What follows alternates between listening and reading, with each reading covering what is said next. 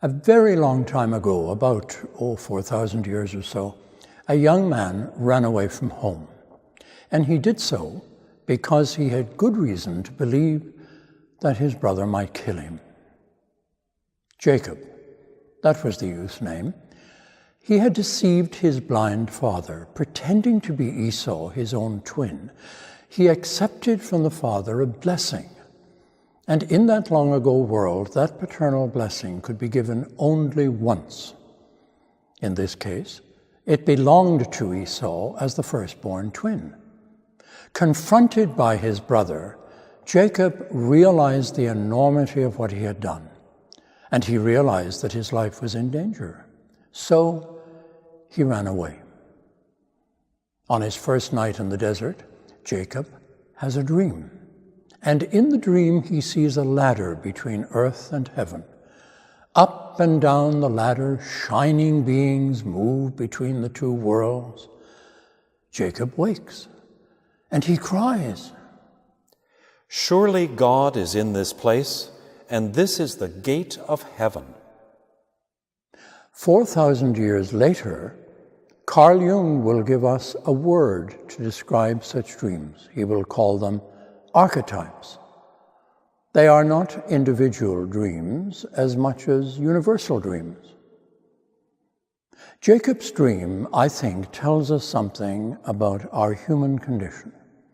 That the world of materiality and the world of spirituality are not just linked, not just interconnected. They are interwoven, interpenetrated. Remember those shining beings going both up and down in Jacob's dream? Now, staying for a moment in that dream, what might the rungs of this ladder be? I suggest that the rungs of this dream ladder are all those elements in human consciousness that make us human.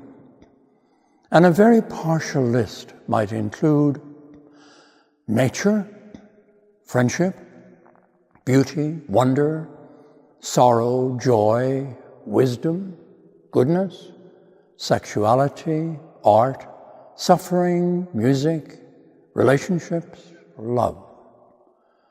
These things make it possible for us, sometimes at great cost, to have deeply spiritual experiences in our physical lives.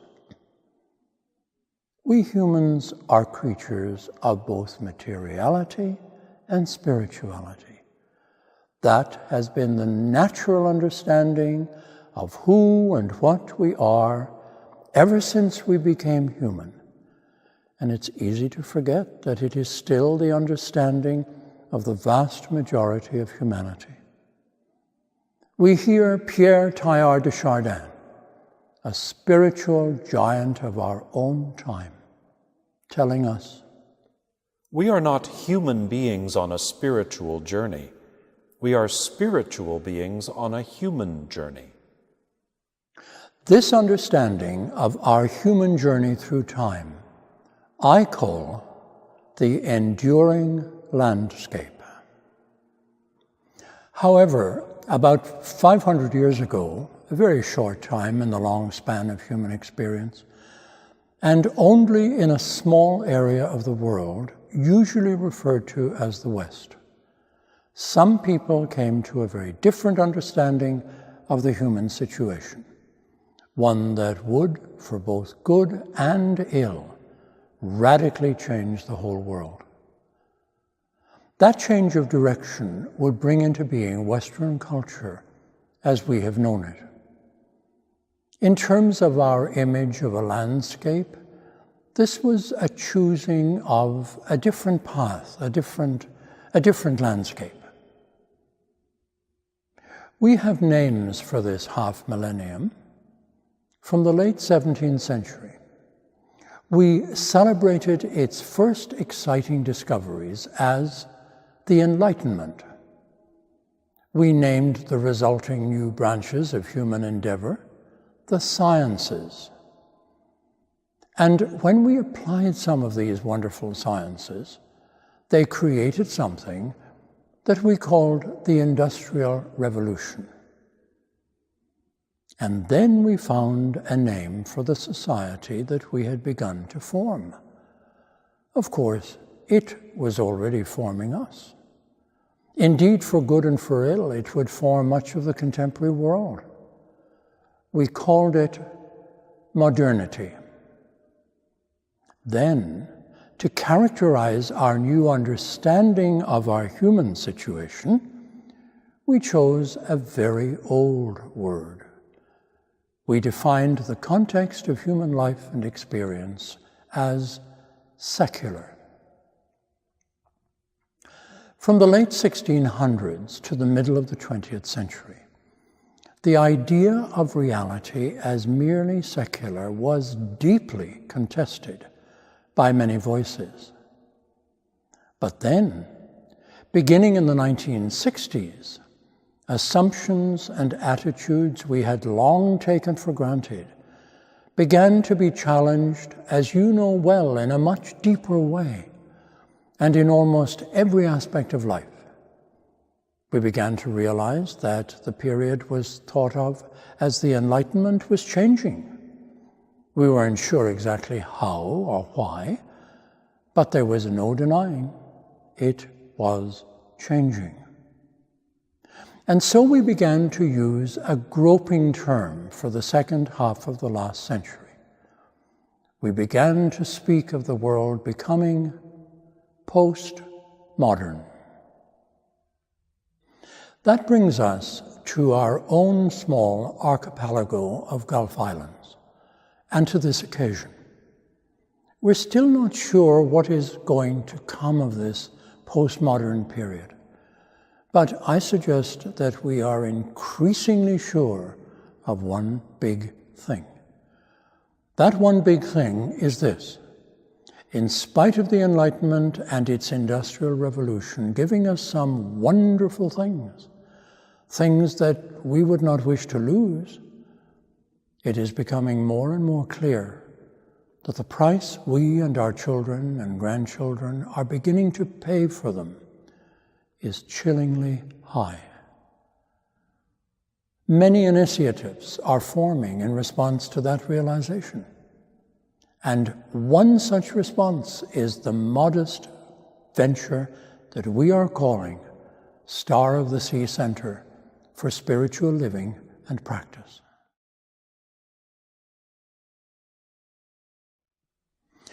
I think it's worth our while to trace the path of change in the cultural journey of the West, from the first quarter of the 16th century to the middle of the 20th. First, let's look at four great conceptual leaps taken from the mid-16th to the late 17th century, basically the first century of that period. Sometime in the year 1543, one of the canons of the cathedral in Krakow, in Poland, lay dying.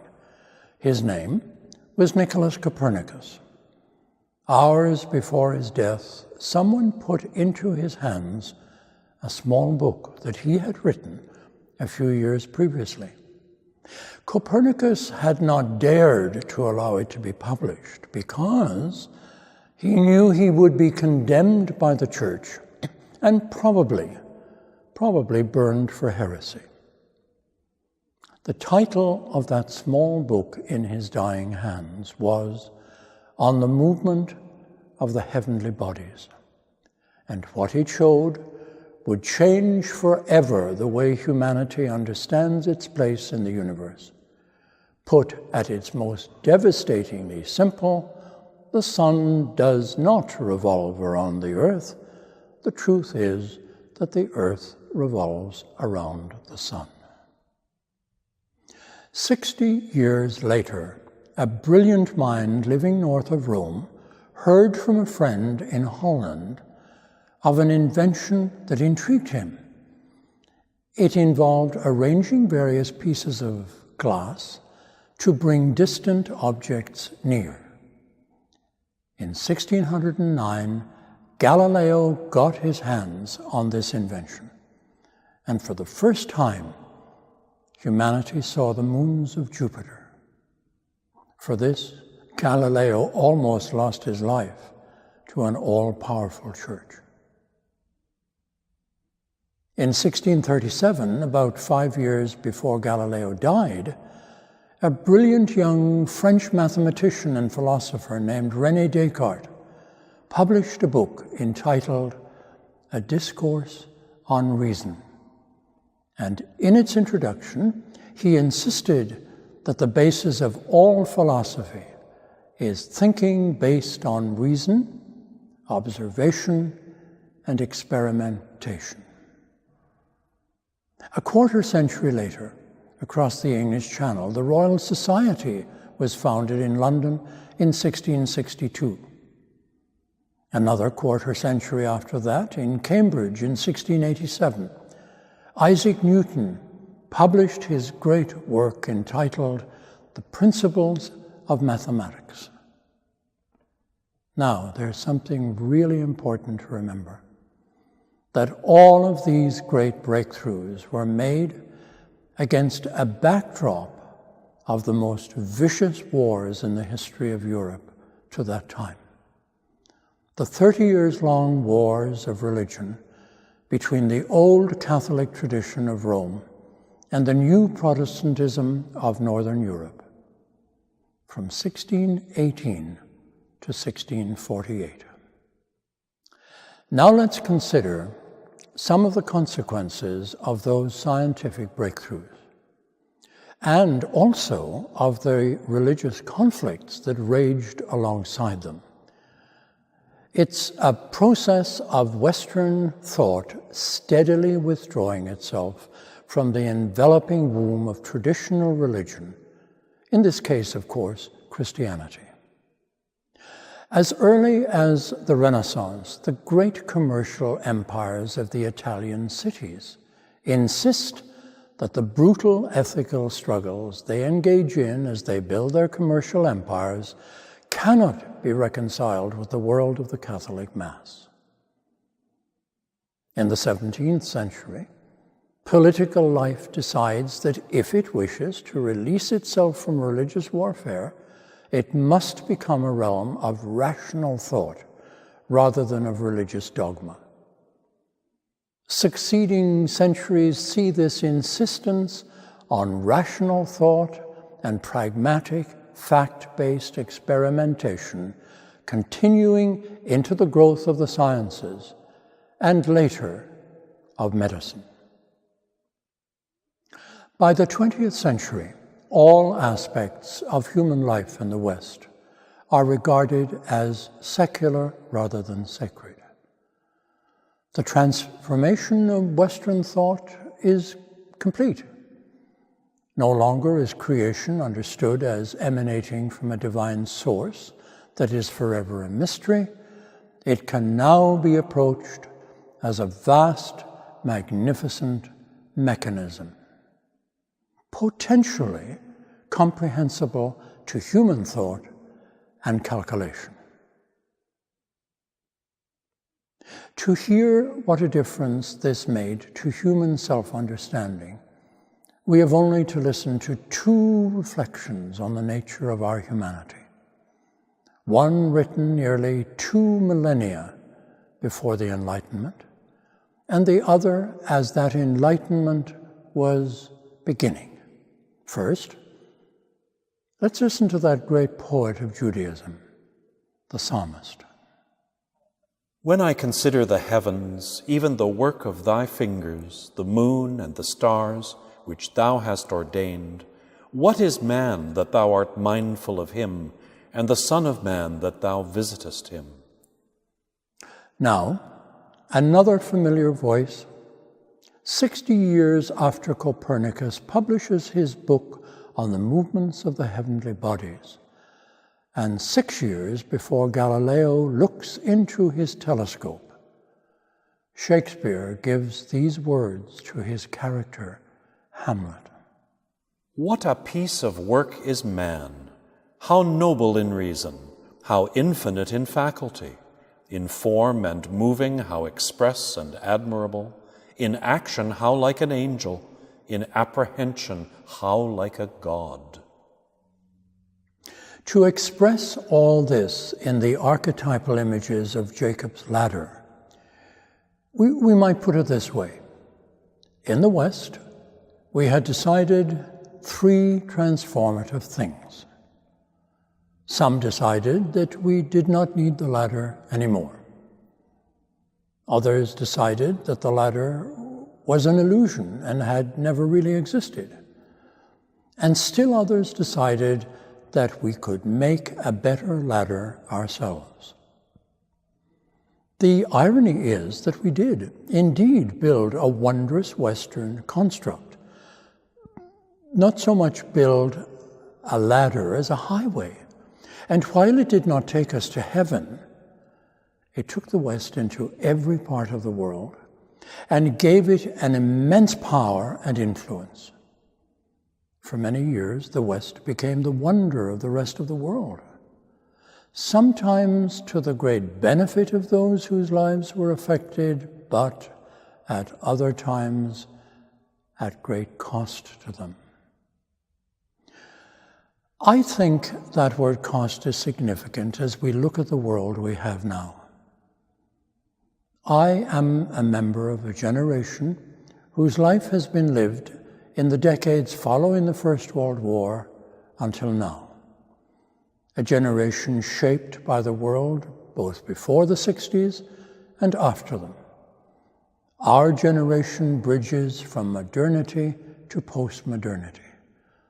And having been shaped by those experiences, I find the word cost helps me to understand what I think we have been struggling with since the 60s up to the present day.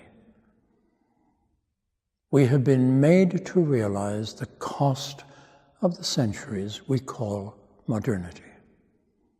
We are very much aware of the powers modernity has bestowed on us, the marvels it enables us to achieve, from medicine to space exploration.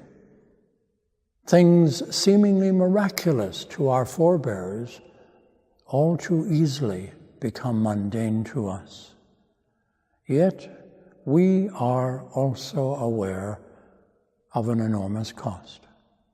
Whether we are speaking of the alienation among peoples in society, the gap between generations, the difficulty for young people to find meaning and purpose in life, or if we are thinking of the seemingly intractable economic inequality that is ravaging the fabric of today's society, or the ecological despair over our troubled relationship with the planet that is our only home.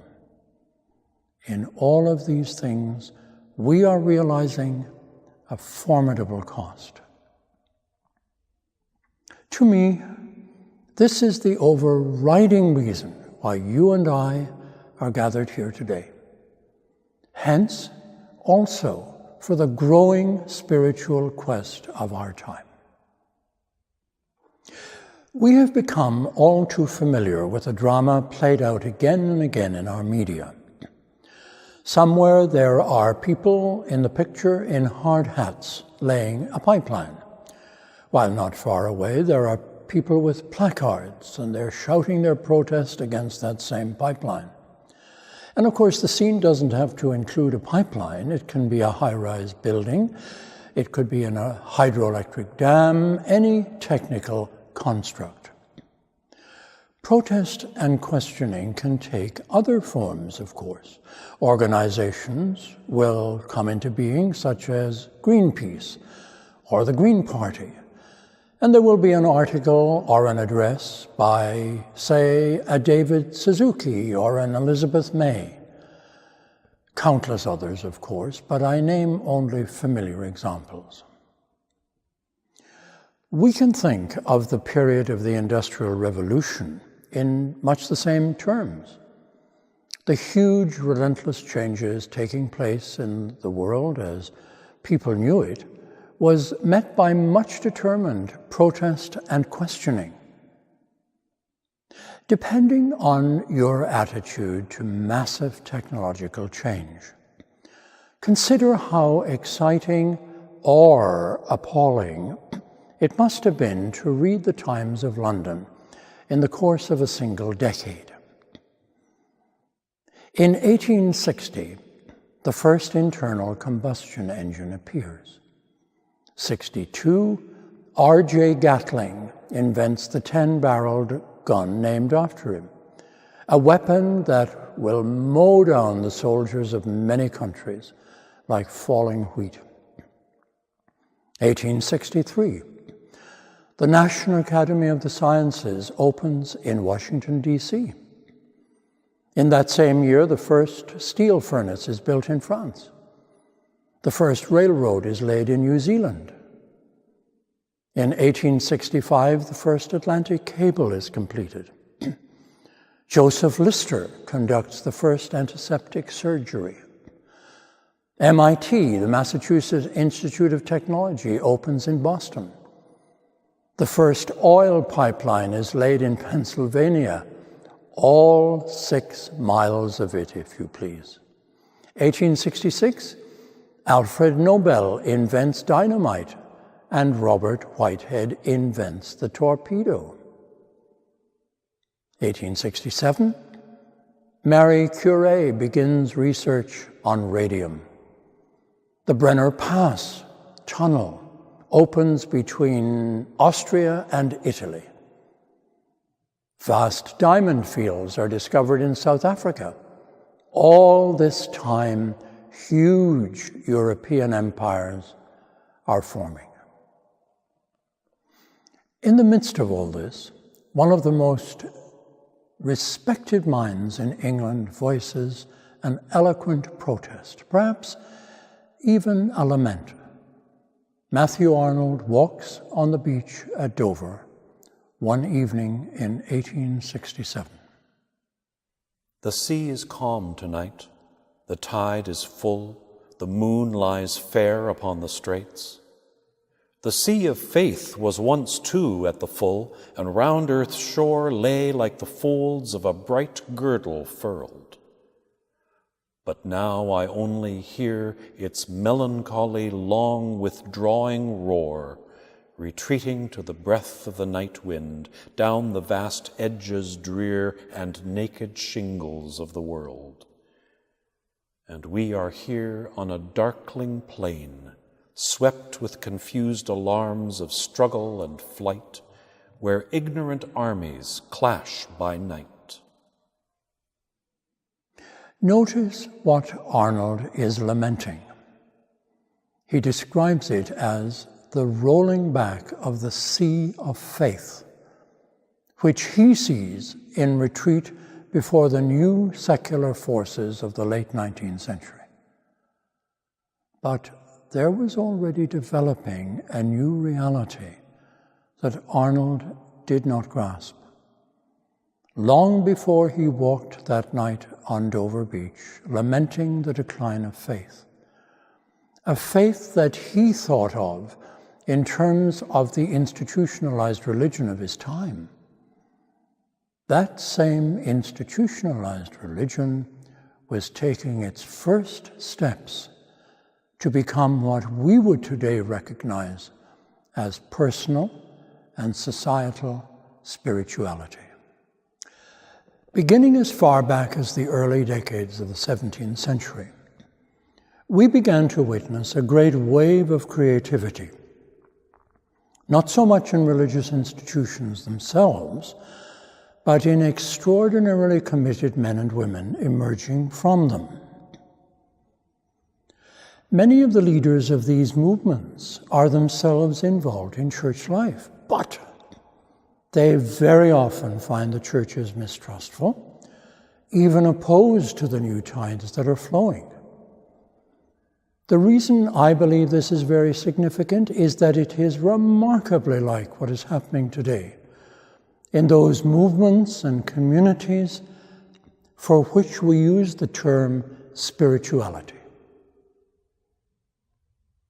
These waves of spirituality that began to permeate English society, often in the face of opposition from the established religion, included new forms of community, new forms in the arts and music, and in the return of poetry, new commitments to social reform, new concepts of women and children in society, new concepts of indigenous people, even early nuances of what we would call ecological awareness. In the 1640s, George Fox begins to found communities that come to be known as the Society of Friends, or later, the Quakers. In the 1730s, John Wesley starts a movement of personal and social reform that will sweep the country, and its converts will eventually be called Methodists. In 1807, William Wilberforce, with some friends, uses his wealth and political influence to help abolish the slave trade. In 1817, Elizabeth Fry visits Newgate Prison, and appalled at what she witnesses, she campaigns to transform the English prison system. And she founds an organization that still bears her name and is active to this day. In 1854, Florence Nightingale challenges the society of her time to stop regarding the role of a nurse as little more than that of a prostitute, and she transforms the treatment of those wounded in war. As early as the 1630s, George Herbert and others, known as the metaphysical poets, begin to move the expression of religious faith beyond academic thought into a new depth of the lyrical and the mystical. In 1678, John Bunyan, who is jailed by the official religion of that time for his ideas, pleads for paper and pen in his cell, and with it he writes the manuscript of the Pilgrim's Progress. He transforms religion from an intellectual system to a compelling story of a universal journey. In 1808, William Blake composes his great poem, Jerusalem, condemning the dark satanic mills of the new cities with their child labor. In 1818, Mary Shelley publishes Frankenstein with its archetypal image of technology and science slipping out of human control. And in 1824, Beethoven composes his Ninth Symphony. The next day, the Vienna press reports that Herr Beethoven's music, quote, speaks to anyone whose heart beats warmly for greatness and beauty. In other words, his music responds to the new longing for an experiential sense of the transcendent. Let me add one more example. In 1798, William Wordsworth goes for a walk in the hills above Tintern Abbey. As you listen to his poetic record of that experiential moment, you hear nature being transformed from being something to be used by humanity into a source of deep spirituality in human life. I have felt a presence that disturbs me with the joy of elevated thoughts, a sense sublime of something far more deeply interfused, whose dwelling is the light of setting suns and the round ocean and the living air and the blue sky, and in the mind of man, and rolls through all things. Therefore am I still a lover of the meadows and the woods and mountains, and of all that we behold from this green earth, well pleased to recognize in nature and the language of the sense the anchor of my purest thoughts, the nurse, the guide, the guardian of my heart and soul of all my moral being. In all of this, we see the secular world of the Enlightenment and the Industrial Revolution being deeply challenged by the new spirituality. And from where is this new spirituality emerging? From an institutionalized religion that doesn't yet even realize that it is being transformed. Does that sound a little familiar? It is as if, banished from its central place in the Western mind, institutionalized religion began to explore the Western heart.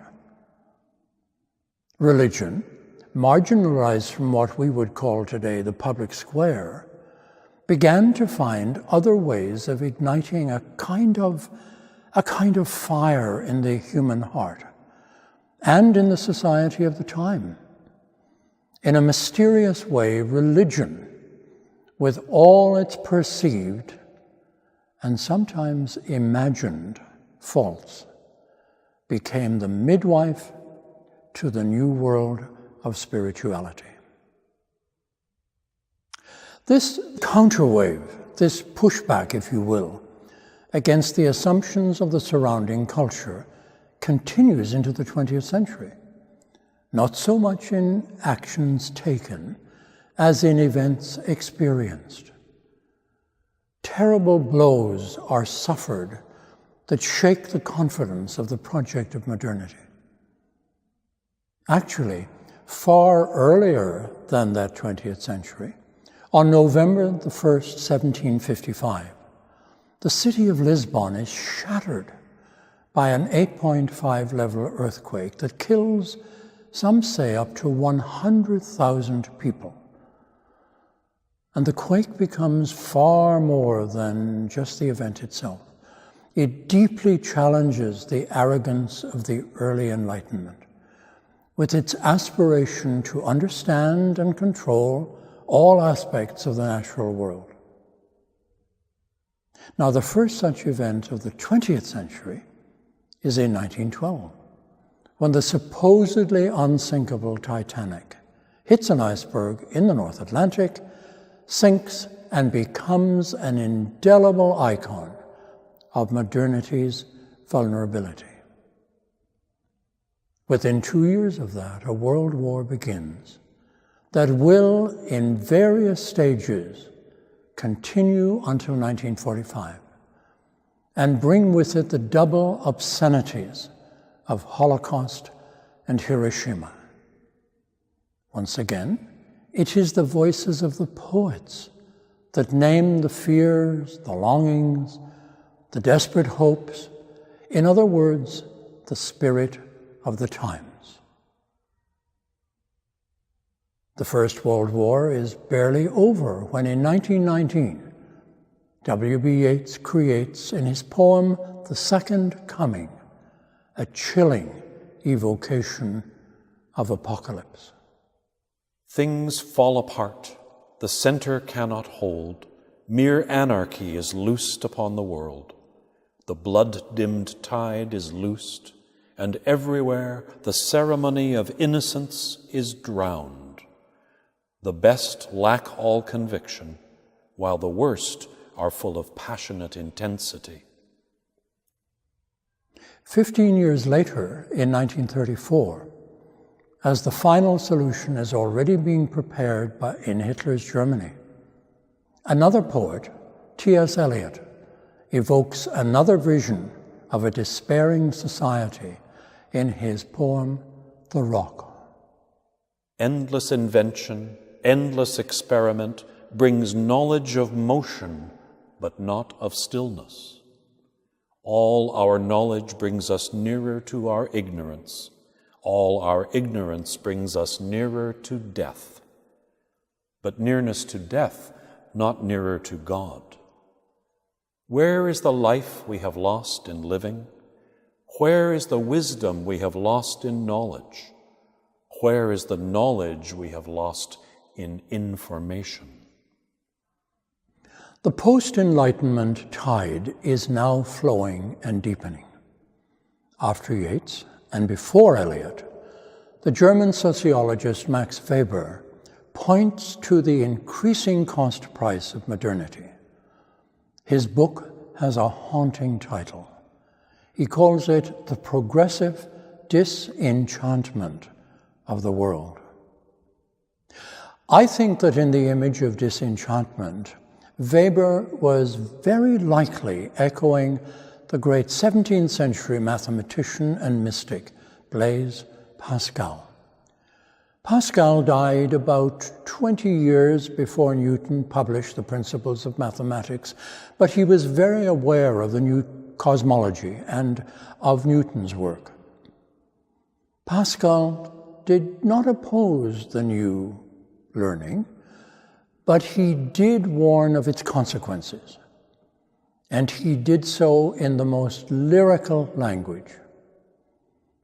Referring to the ancient classical understanding that the stars sing their own music, the music of the spheres, Pascal, realizing that the calculations of the new cosmology would silence that music, said, "I am terrified at the silence of these infinite spaces." In 1969, a sociologist in Columbia University named Peter Berger published his even more explicit title, A Rumor of Angels, The Rediscovery of the Spiritual. In 1981, Morris Berman, American cultural critic and historian of science, once again echoes Weber and Pascal when he names a volume of his trilogy, The Re-Enchantment of the World. And here is another such voice in our own time. Ursula King, Professor Emerita of Theology and Religious Studies at the University of Bristol, and author of The Search for Spirituality. She deserves to be heard at some length. The great interest in spirituality today stems in part from the general awareness that we live on a planet torn apart by much suffering and violence. A profound crisis of meaning has arisen, whose roots can be traced to a loss of vision, commitment, and faith, what is in fact a deep spiritual crisis. An immense spiritual hunger exists to find a life of deeper significance than that of material goods, consumerism, and exploitative capitalism. The current global situation, with its deep injustices, numerous wars, and threat of ecological disaster, calls for transformative ways of living and a more reverent attitude towards people and the planet. It also calls for a spirituality that will lead to the reorganization of world economics, politics, education, business, and governance. Ursula King's prescription may seem impossibly ambitious, yet these are the terms in which a new generation is beginning to understand spirituality. Nothing less than world transformative. Even as this present generation searches to discern and express a spiritual dimension to human experience, that very human experience is facing even more transformative fields of discovery.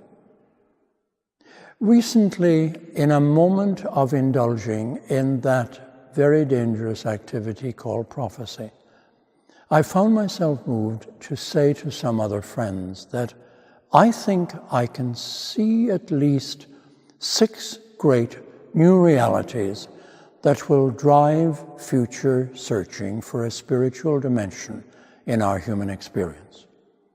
In no particular order, here they are: environmentalism, feminism, cosmology, the Anthropocene epoch at which we now live, the neurosciences, and artificial intelligence. Every one of these realities I think forces us to reflect on the nature of our own humanity, to ask the question, what does it mean to be human? I can't think of a question more certain to send us on a spiritual quest.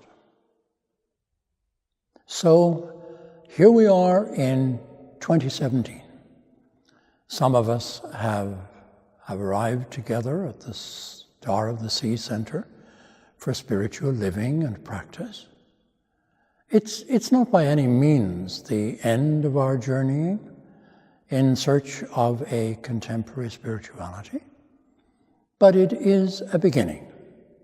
And in such modest beginnings, there is, a wonderful realization. The fact is that on this pilgrimage, we are joining a countless multitude of seekers. We and they form a vast company on a great pilgrimage.